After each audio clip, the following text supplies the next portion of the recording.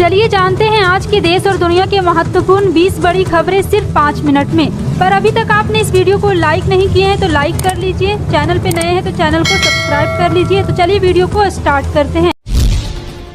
चुनाव से पहले बीजेपी को एक और बड़ा झटका, पूर्व विधायक के बेटे बहू कांग्रेस में हुए शामिल। पूरी जानकारी आपको विस्तार से देंगे, वीडियो को अंत तक जरूर देखें।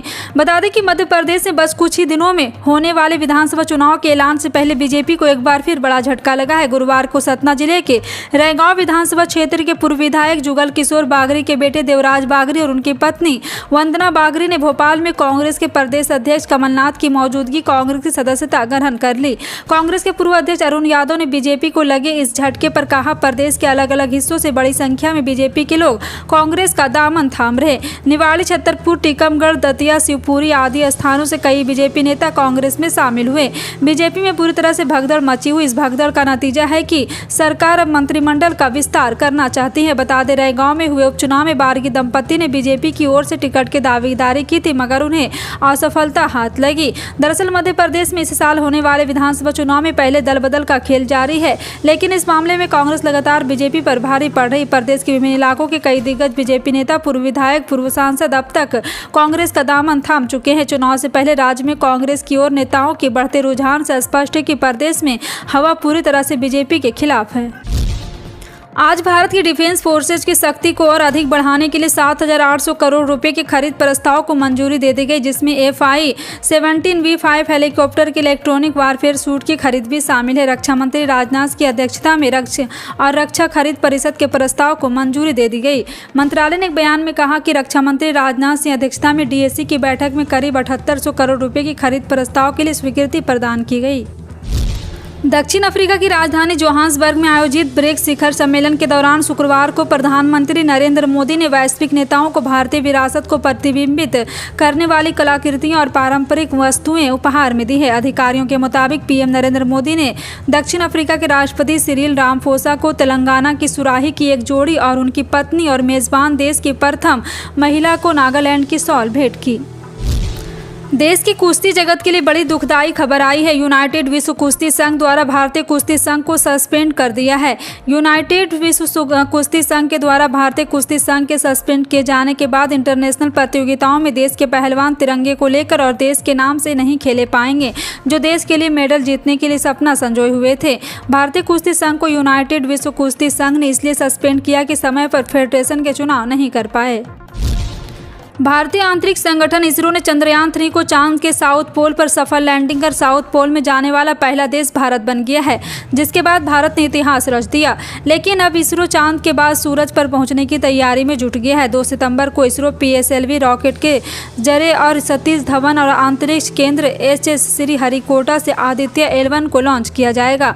इसरो का आदित्य L1 मिशन भारतीय अंतरिक्ष एजेंसी का सबसे कठिन मिशन है। इसरो चीफ S सोमनाथ ने हाल ही में कहा था, भारत अब सूरज पर जाने की तैयारी में जुट गया है।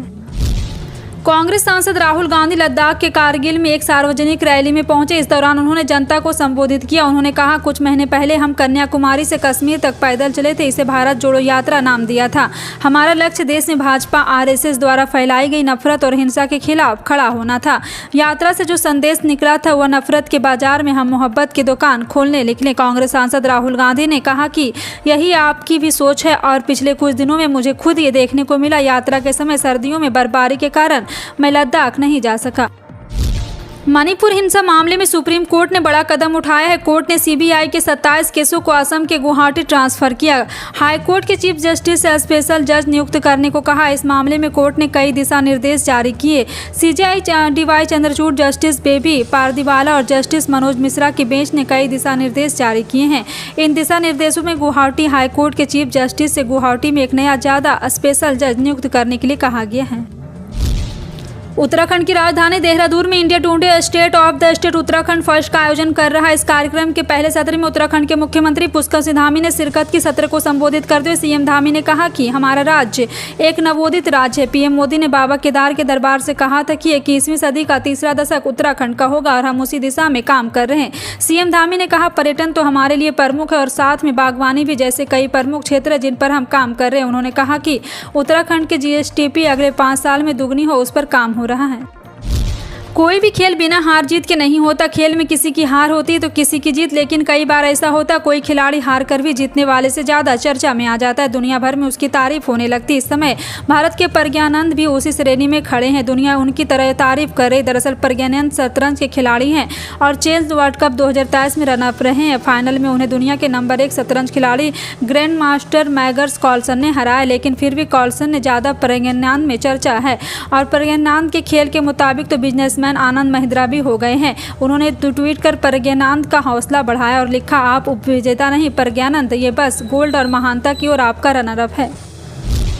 पश्चिम बंगाल की राजधानी कोलकाता में सुबह से ही रुक रुक कर बारिश हो रही। इस राज्य में कैसा रहेगा मौसम, कहां होगी बारिश? अलीपुर मौसम विभाग ने उत्तर और दक्षिण बंगाल के मौसम पर बड़ा अपडेट दिया। अलीपुर मौसम विभाग के मुताबिक उत्तर बंगाल में बहुत भारी बारिश होने की संभावना है। वहीं ऑरेंज अलर्ट जारी किया गया। निम्न दबाव और अक्ष के प्रभाव से उत्तर बंगाल में बारिश होगी। बीते 1-2 महीने से पहले टमाटर ने फिर प्याज ने आम जनता का बजट बिगाड़ रख दिया है। हालांकि अब इनके दाम काबू पाया जा रहा है, लेकिन जिस दौरान इनके दाम जिस तेजी से बढ़े वो अब आरबीआई की चिंता का सबब बन गया। दरअसल खाद्य पदार्थ की कीमतों में तेजी के चलते आरबीआई हो सकता है इस बार प्याज दरें बढ़ा दे। खुद आरबीआई गवर्नर शक्तिकांत दास ने इसके संकेत दिए। फिलहाल आपका इन सभी खबरों पर क्या कहना है, कॉमेंट सेक्शन में टाइप करके जरूर बताएं। इसी तरह की पल पल की अपडेट जानने के लिए जुड़े रहें आप अपने NTS न्यूज़ चैनल से। मिलते हैं अगली बड़ी खबर में, तब तक के लिए जय हिंद।